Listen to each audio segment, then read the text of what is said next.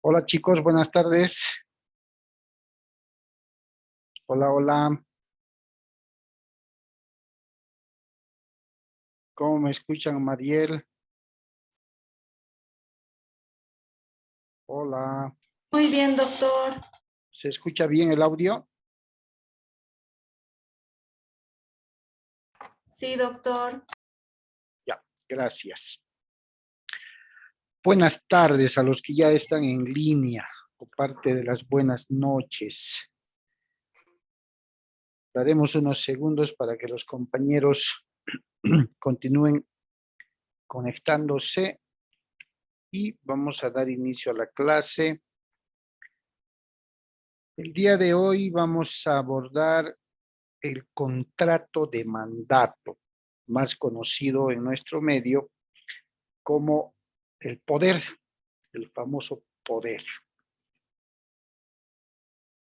¿Cómo han estado? Es su primera clase de la tarde, ¿no?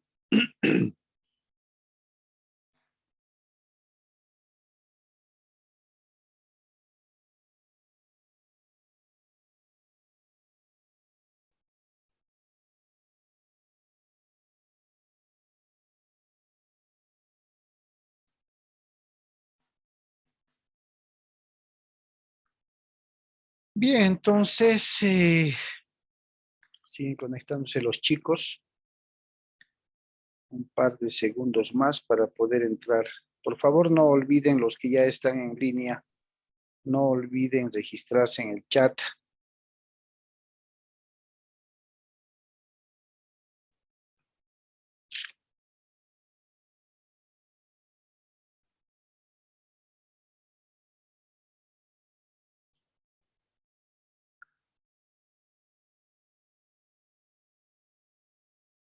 Bien, a ver, empezaremos en un minuto, que se vayan conectando.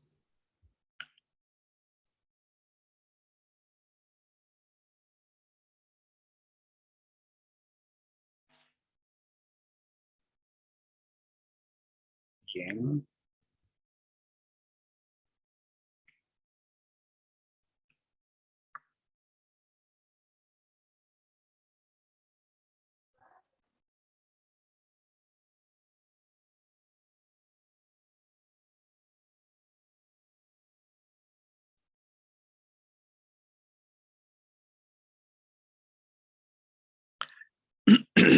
Bien, a ver cuántos tenemos en línea. Creo que podemos empezar.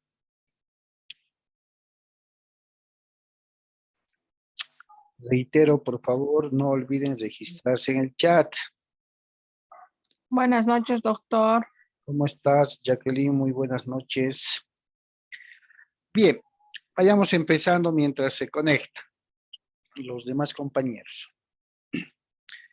El día de hoy vamos a abordar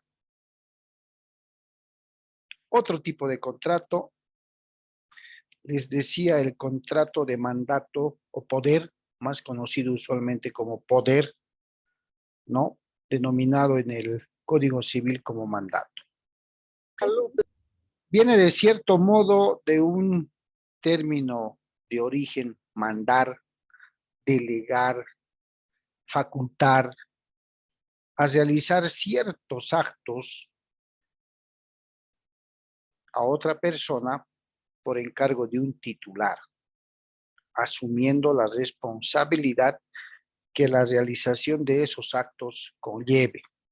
Si se acuerdan, en el primer parcial, en el avance de la materia, vimos la famosa representación legal, ¿cierto? Y la responsabilidad de quien ejercía esta representación legal en relación al representado.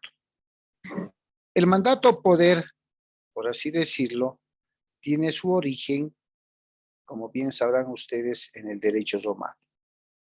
El derecho romano es la base para la configuración de esta clase de contrato, porque viene a ser el acuerdo de las partes, mandante y mandatario, para que uno delegue al otro la realización de esos actos donde quiere que los represente, ¿cierto? Pero no de forma totalmente liberal, sino reconociéndole u otorgándole facultades con ciertos límites de actuación. Al elaborar, chicos, un contrato de mandato, más adelante, hay que revisar muy bien, tener mucho cuidado además, en establecer de forma muy clara cuál o cuáles son las atribuciones, facultades o encargos que el titular le está delegando al mandatario o apoderado. No olvidemos que la responsabilidad va a estar sujeta al marco y a la extensión de las facultades que le está otorgando. No olviden también que la responsabilidad de los actos que realice un representante, en este caso un apoderado o mandatario, va a ser propia del mandante siempre y cuando este mandatario o apoderado haya ejercido esos actos en el marco y el límite que el mandante le ha otorgado. Si este representante o apoderado excede de aquellos actos, de aquellas facultades, lógicamente va a asumir la responsabilidad, ¿sí? Previo entonces a entrar al avance del tema como tal para el día de hoy, prefiero empezar con una introducción sobre el origen del contrato de mandato. ¿Ya? Perfecto. Entonces vamos a empezar, por favor. Es un documentalcito de pocos minutos. Mucha atención. Creo que voy a tener que cortar mi cámara o traerla acá. A ver. Mucha atención, por favor, en los términos que vayan a utilizar, ¿sí? Reconozcan, por favor, términos técnicos o jurídicos y vamos a ver cuáles son los lineamientos que ya el derecho romano establecía para el contrato de mandato. Como es costumbre, entonces, lo que voy a hacer es silenciar mi micrófono para dar paso al audio del documental. Atención, por favor. Los integrantes son Sofía. Hoy hablaremos del contrato de mandato en el derecho romano. Alejandra Sandoval. El contrato de mandato, según Gallo, es un contrato consensual, bilateral imperfecto y que presume de buena fe, en el cual una de las partes, en el caso del mandatario, se obliga a realizar de forma gratuita un encargo, ya sea una gestión o actividad, pero esta siempre deberá ser lícita y establecida por la otra parte, que sería el mandante. Características del contrato de mandato. Un contrato de mandato deberá ser consensual, ya que en su perfeccionamiento basta con el mero consentimiento de las partes. Bilateral imperfecto, ya que eventualmente solo surgen obligaciones para el mandatario, pero durante el proceso podrían también surgir obligaciones para el mandante. Es esencialmente gratuita la realización del contrato, sin embargo, posteriormente también se acuerda la posibilidad de una remuneración honorarium a forma de gratitud, la cual será reclamable por el mandatario dentro de la cognitio extraordinem o derecho procesal romano. Goza de buena fe, ya que el contrato se funda en la confianza que existe entre las partes, y sus partes claramente son el mandante, quien establece el encargo, y el mandatario, quien lo realiza.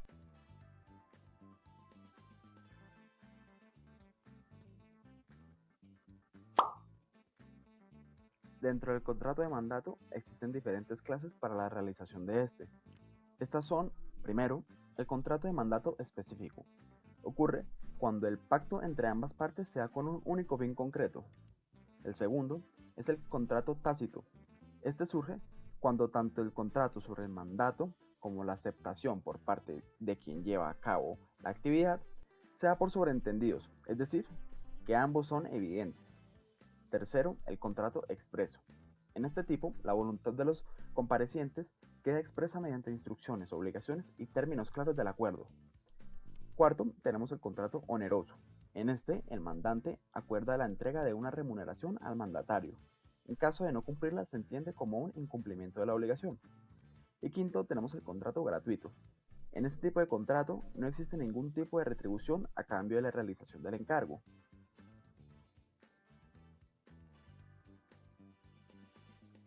Como fue mencionado previamente, el contrato de mandato está conformado por dos partes esenciales. Primero tenemos al mandante, poderdante o comitente, que es quien confiere el encargo. Y además de este está el mandatario, apoderado o procurador, que es aquel que acepta el encargo. Una vez realizado el contrato entre ambas figuras, se generan una serie de efectos jurídicos consiguientes al acuerdo de voluntades. Principalmente surge la obligación claramente del mandatario de cumplir con el mandato pactado. Sin embargo, esto puede llevarlo a cabo de forma ya sea gratuita o recibiendo algún tipo de remuneración a cambio. Esto según lo que hayan definido ambas partes en el contrato. Otro deber adquirido por el mandatario se trata de la rendición de cuentas, para la cual existe una serie de aspectos sustanciales, ya sea que ésta sea judicial o extrajudicial. Finalmente, el último efecto jurídico se da en caso de que el contrato sea retribuido, ya que allí el mandante se ve obligado a cumplir con el pago acordado y además de esto, si el mandatario llega a experimentar algún tipo de perjuicio durante el desarrollo de la actividad, el poderdante deberá indemnizar. Ahora, respecto a los tipos de rendición de cuentas, primero tenemos la rendición extrajudicial o privada. La particularidad de esta es que es llevada a cabo fuera de los estrados y cualquier tipo de formalidad, por lo que está regida única y exclusivamente por el acuerdo entre las voluntades de ambas partes. Aún así, si alguno de los comparecientes llegase a incumplir con su parte en el acuerdo, se deberá recurrir a la justicia, redirigiéndose a la tramitación extrajudicial. Para este tipo de rendición tenemos dos requisitos primordiales. Primero, se encuentra el carácter documentado de la entrega de cuentas, ya que esta debe estar obviamente acompañada de documentos que certifiquen absolutamente todo lo que el apoderado afirma, lo que también podemos definirlo como comprobantes de todas las actividades realizadas. Segundo, tenemos la instrucción. Esta es una condición presentada en casos especiales, cuando el mandatario decide por su parte contratar a alguien más. Cuando esto sucede, se deberá incluir en la rendición todas las explicaciones necesarias para justificar la gestión realizada. Por otro lado, se encuentra la rendición de cuentas judicial, que es aquella motivada por una acción en juicio o puede darse también como resultado dentro de otro juicio. En cuanto a los efectos jurídicos respecto a terceros, este tipo surge cuando el mandatario opta por contratar independiente o ajenamente al contrato un tercero, por lo que se forma una relación entre dicho tercero y el procurador o mandatario, lo que se convierte inmediatamente en un efecto jurídico. Además, cuando el procurador no actúa debidamente y no informa al tercero sus obligaciones y límites dentro del desarrollo del encargo una vez realizado el acuerdo, el mandatario deberá asumir su responsabilidad delictual en caso de que el tercero traspase sus poderes. Es decir, que el mandatario se verá obligado a asumir plena responsabilidad ante las faltas que cometa el tercero contratado.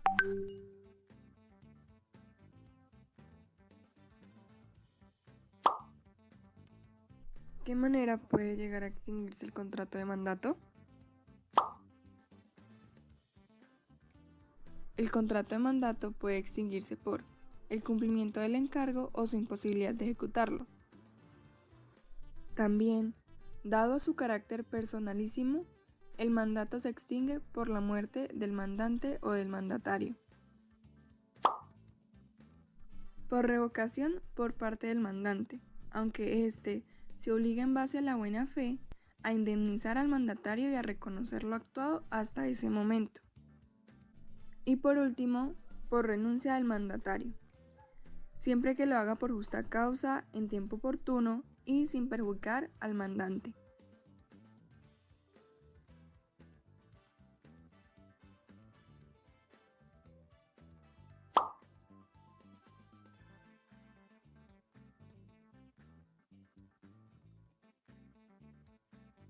Ahora hablaremos de las acciones judiciales dentro del contrato de mandato. Las acciones judiciales surgen de la mano con las obligaciones tanto del mandatario como del mandante. El mandatario debe realizar el mandato y ejecutar correctamente el contrato del que fue encargado por el mandante. Este último lo obliga por medio de la acción mandati directa. Del mismo modo también el mandante debe garantizar que no se ocasione ningún perjuicio hacia el mandatario. Esto también se puede garantizar a través de la acción mandati contraria. Ahora bien, existen dos tipos de acciones judiciales en este contrato de mandato. La primera es la acción mandati directa. y la segunda es la actio mandati contraria.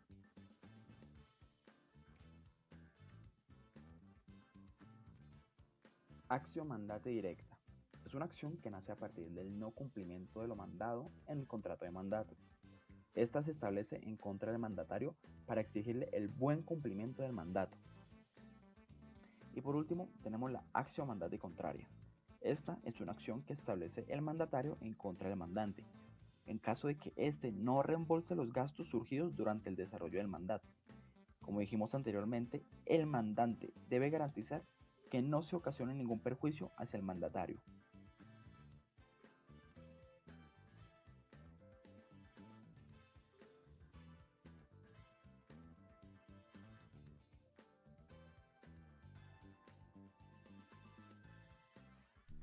Hola Aleja, te quería pedir un favor. ¿Podrías pagar una deuda que tengo en la cafetería por mí? Es que ahora no tengo tiempo de ir. Hola, Sofi. Sí, claro, yo te haré el favor ya mismo. Hola, buenos días. Vengo por parte de Sofía a pagar su cuenta pendiente. Hola, Sofi, ya pagué en cafetería la cuenta que tenías y este es el restante del dinero que me diste. Muchas gracias por pagar la deuda por mí. Alejandra, ¿por qué no me volviste todo el dinero correspondiente a lo que sobraba de la deuda? En el momento necesitaba plata y no tenía, así que decidí gastarme la tuya y no pienso responderte por eso. En ese caso, tendré que interponer una actio mandati directa. Sofía, de camino a pagar tu cuenta, me estrelló una bicicleta y ahora necesito que tú pagues por los daños causados. No es culpa mía lo que te pasó por hacerme el favor. No pienso resarcir ningún daño. Si tú no piensas pagar, entonces voy a tener que interponer una actio mandati contraria para que lo hagas de ese modo.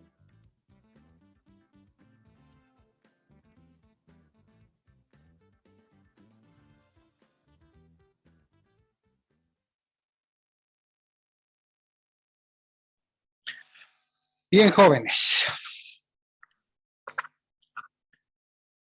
En mi Bien, criterio, vamos a analizar algunas cuestiones importantes acerca en mi del mandato, criterio, un contrato muy un interesante.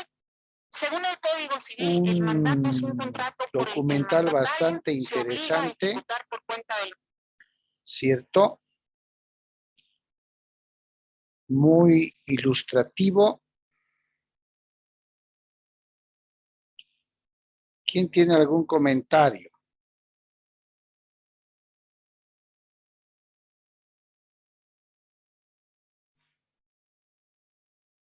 ¿Cómo entendemos al contrato de mandato entonces?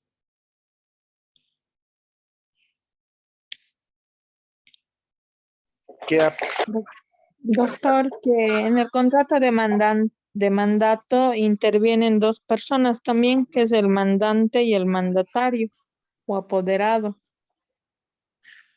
Ya, Y perfecto. también nos habla de hartos contratos, de varios tipos de contratos que había, ¿no? Contrato tácito, expreso, oneroso, gratuito, que también intervienen ahí los mandatarios y los mandantes. Bien. Bien. ¿Qué denominación más se reciben los sujetos del contrato de mandato? ¿Qué términos han escuchado?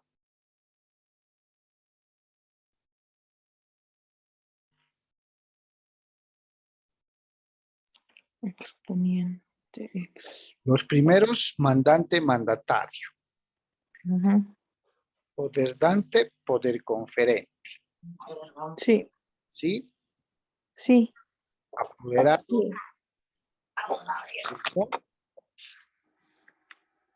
Bien. ¿Alguien está con su micrófono, chicos? Bien. Veamos entonces ahora con ese preámbulo, porque acabamos de ver qué es un contrato de mandato, cuáles son los sujetos del contrato de mandato. ¿Cuáles son las responsabilidades que ambos tienen? ¿Qué ocurre cuando el mandatario no rinde cuentas? ¿Qué ocurre si en el cumplimiento de las facultades delegadas o las atribuciones o los encargos el mandatario sufre un percance o accidente? Hemos visto de qué manera se extingue el contrato de mandato, ¿cierto? Entre otras cosas. Veamos qué es lo que establece nuestro Código Civil entonces en relación al mandato según el tema preparado para el día de hoy. Bien. A ver, voy a acomodar esto acá. Perfecto. Bien. Es un contrato de responsabilidad dentro de la conceptualización de este tipo de contrato. Mediante este contrato, una persona o varias, ¿sí?, confían una determinada gestión, una determinada acción a otra denominada mandataria. Puede ser en uno o más negocios, ¿sí? Puede ser en amplios negocios, puede ser en específicos negocios por cuenta y riesgo del mandante. Desde el punto de vista doctrinal, este contrato también se denomina contrato de responsabilidad. En algún otro texto, quizás de una legislación comparada, van a poder ver contrato de responsabilidad delegada por el tema de otorgar facultades. El artículo 804 de nuestro Código Civil, que es el precepto legal a partir del cual empieza este tipo de contrato, establece que el mandato es aquel contrato por medio del cual una persona se obliga a realizar uno o más actos jurídicos por cuenta del mandante. ¿Ya? Uno o más actos jurídicos. Ahora bien, es un contrato oneroso, consensual y bilateral. Oneroso porque de pronto va a existir una remuneración. La doctrina también les reconoce al mandato el carácter gratuito. Si ustedes se acuerdan la última parte del documentalcito cuando dan el ejemplo, Sofía le pide un favor a su amiga, le está encargando realizar por cuenta suya, ¿sí? Por cuenta de Sofía, entre comillas, un marcado favor. Pagar en su nombre una cuenta que tenía en la cafetería. Ese tipo de contrato, ¿es un mandato? Sí, es un mandato. Porque una de las partes mandante le está delegando, le está otorgando la facultad a la otra de que realice ciertos actos por cuenta de la mandante. En ese ejemplo, chicos, ¿el mandato es gratuito o es oneroso? Gratuito, doctor. Gratuito, ¿cierto? Gratuito. En nuestro cotidiano vivir, ¿sí? De ahí dice la teoría, la doctrina en materia de mandatos. Usualmente realizamos nuestras actividades que en algún momento se adecúan a realizar algún encargo o algún acto a cuenta de alguien, ¿cierto? Esos son los orígenes en el derecho romano. Consensual, porque viene de un acuerdo, debe existir consenso entre las partes.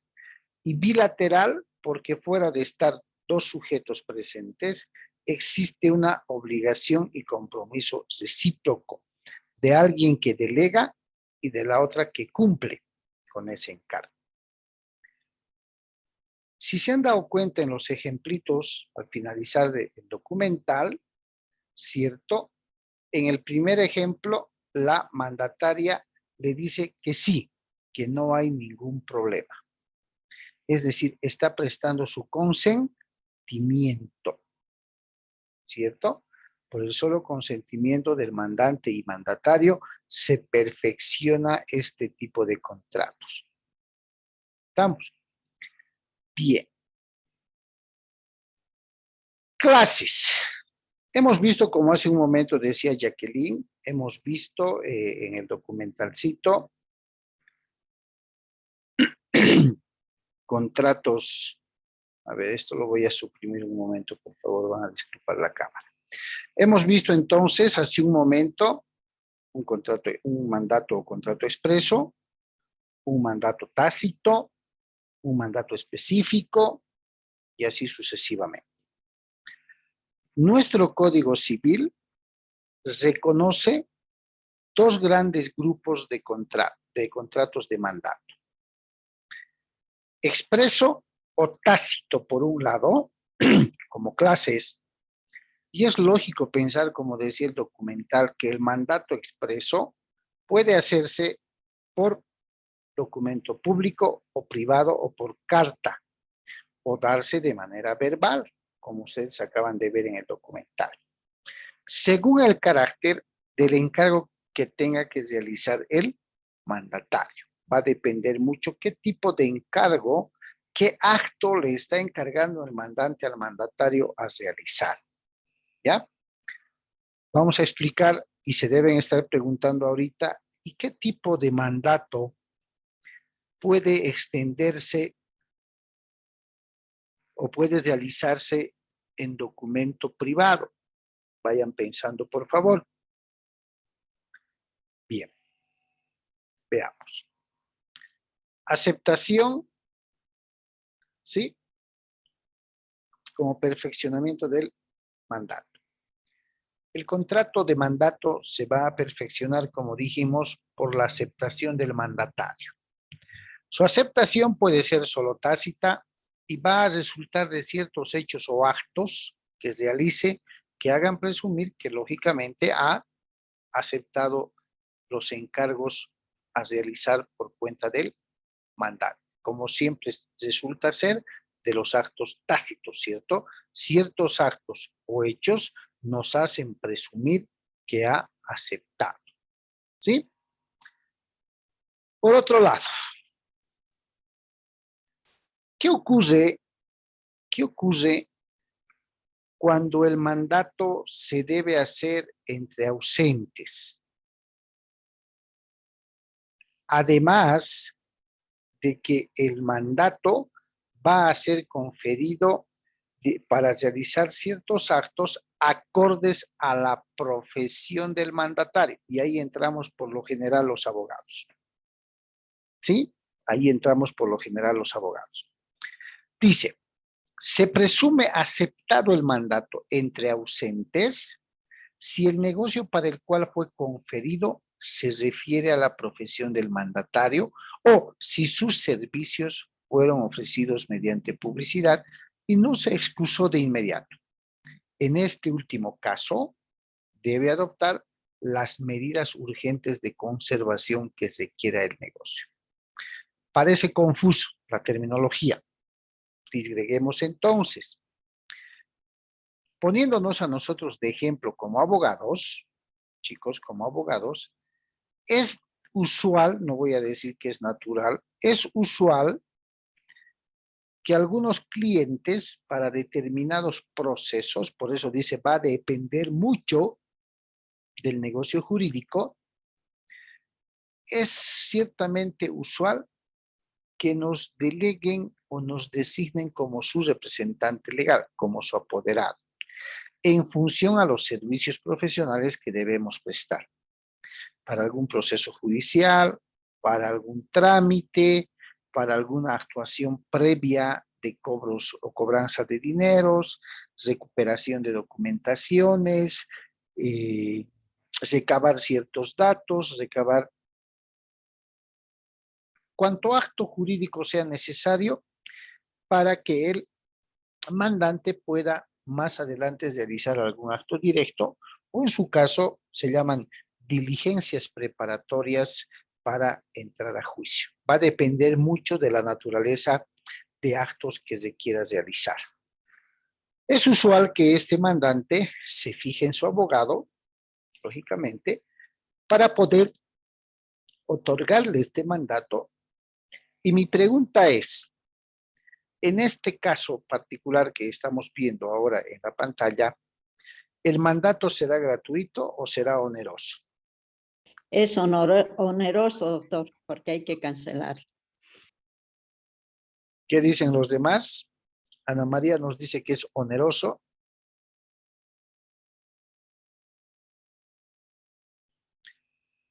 ¿Puede ser gratuito o va a ser oneroso? Oneroso, doctor. Oneroso, ¿cierto? Las diligencias del abogado tendrán que merecer pago de honorarios. ¿Sí?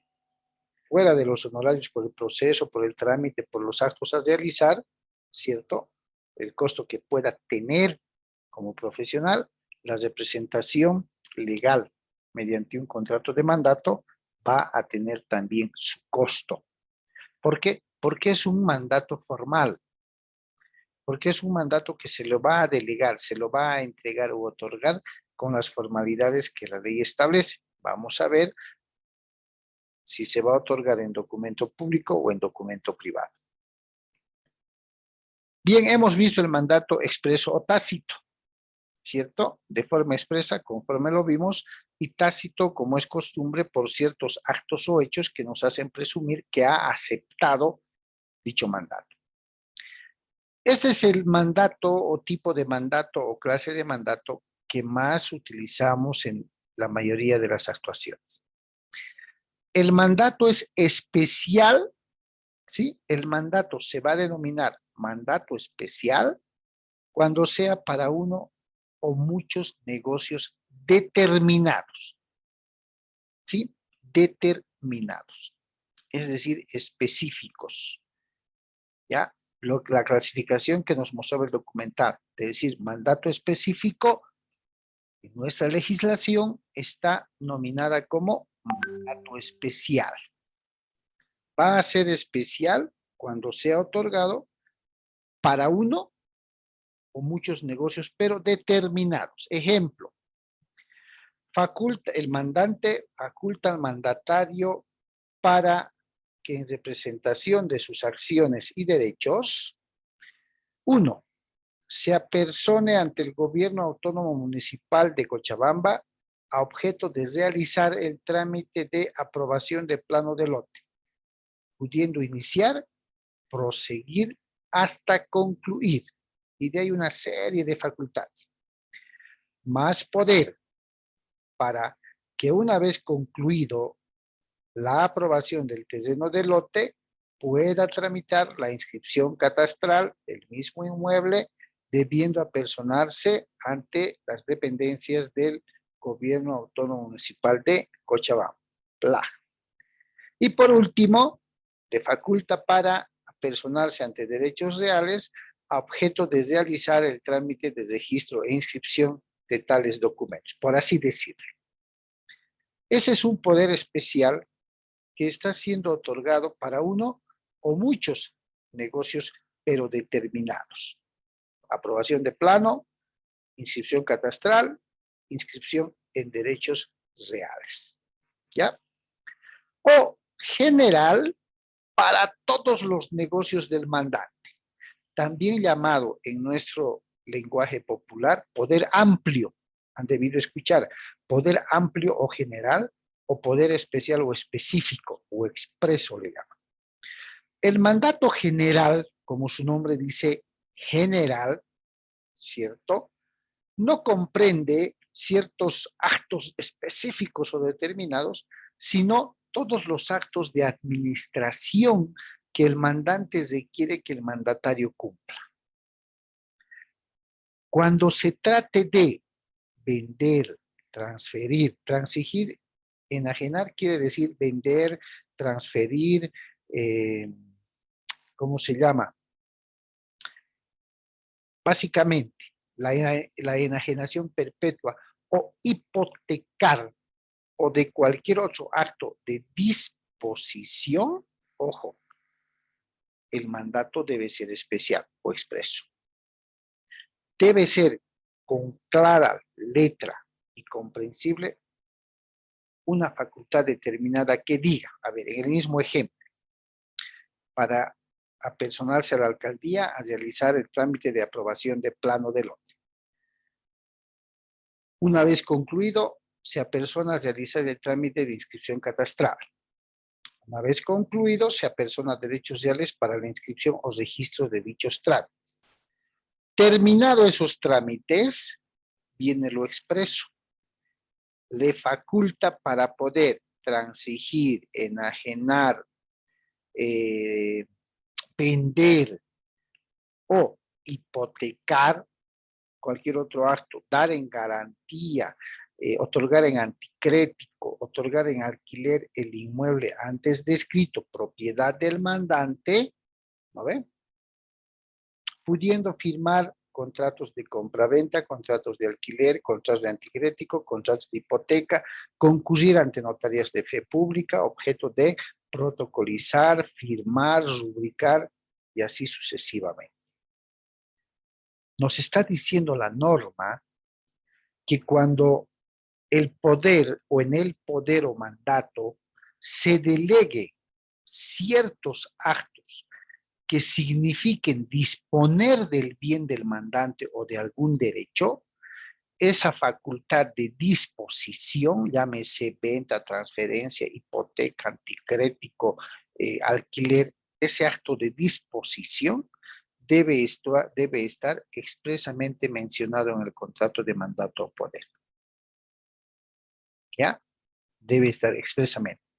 Si no tiene esa facultad expresa, de entradita el notario o las autoridades de turno no les van a aceptar. Les van a decir que sea expresa la facultad para vender.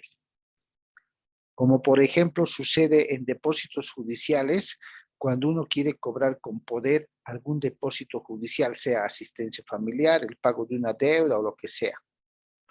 Si el poder no es expreso, que diga apersonarse a la dirección de finanzas del órgano judicial, sección depósitos judiciales, para iniciar, tramitar hasta concluir el cobro de depósitos por concepto de beneficios sociales, así textual, ¿sí? Así textual, les van a observar por ser muy genérico el poder, por ser muy general ese mandato.